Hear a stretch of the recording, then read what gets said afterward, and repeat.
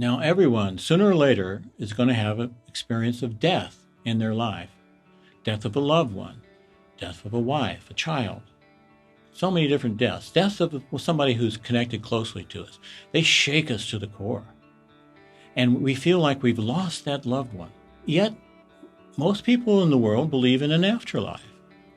So what's really happening? What's really happening is death is just a change. It's a change in conditions from one state of life to a higher state of life. Now, dropping the material body doesn't mean you as a self-awareness dies. So in death, what happens is we transition over to the higher worlds. So in facing death of a loved one, we want to do two things. We first don't want to feel a lot of unhealthy sadness and pulls, oh, I missed them, because as that self-awareness is transferring to a higher plane of consciousness, that exerts like a pull on them back to earth when they are, by the law of life, destined to move on to a higher plane. So it causes some discomfort in the departed. The other thing we want to do is simply to wish them well on their journey.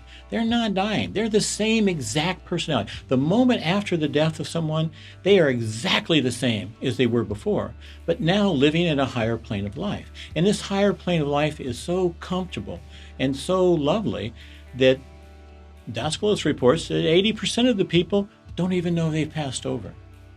Now, of course, we feel like we've lost them because we don't see their body, and that's basically what we think of them, their body and how their personality behaves. But they don't feel that way. They still feel connected to us. So they don't feel the loss we feel on this side. And after some years, we're going to pass over, and we'll be with them again. And you know what's really interesting? Because time changes so differently onto the other planes, the person who departed first feels like it's only a day or so since they saw their last beloved one by the time you get over. So it's really not the scary end of all things that many people believe. It's actually a new beginning. Now, one other thing about a person passing over, we only want to send them, if we want to help them, we only want to send them white light, strong, bright white light, because this acts like winds in their sails on their new journey. A new journey that's beyond space. And time is different there. Much, much different. Like I said, it might only seem like a day or two, but it had been years since they had passed over. Now, one beautiful thing about this, which is really the mercy of God, is the person finds themselves in the house that they loved the most. In that house is everything they liked about the house. If there was something in that house they didn't like, it won't be there. Now, why would this be? This is because the law of attraction and repulsion on the next level, the fourth dimension we call it, the psychical planes, is the primary force. Down here, the primary law is the law of cause and effect. What you sow, so shall you reap. We call it karma, of course. But over there, that diminishes, it goes away, and what is replaced is this law of attraction and repulsion. So whatever you don't like will be repelled from the person. Whatever you do like will be attracted to them. So they'll find themselves in the most pleasing environment. Why is this? Again, the mercy of God, because it helps calm down, especially if you've had a rough or a hard life on earth.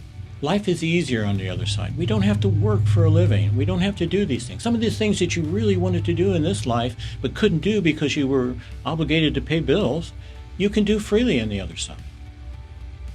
It's a much, much brighter place. And that's the big difference between these different planes, is there's more and more light. The higher you go, there's more and more light, more and more comfort, and you feel more like your real self.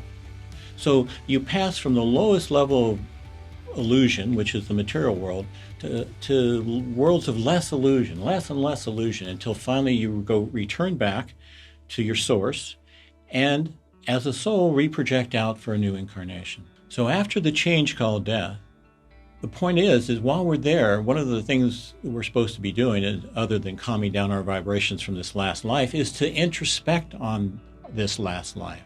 Where did I get it right? Where could I have done better? And that helps us prepare again for the next incarnation. So when we see someone in this lifetime who has these incredible gifts at an early age, don't think God is favoring them and not you. These are people who've worked on these same methods, these same ways, these same talents in previous lifetimes, and they bring them into their new incarnation.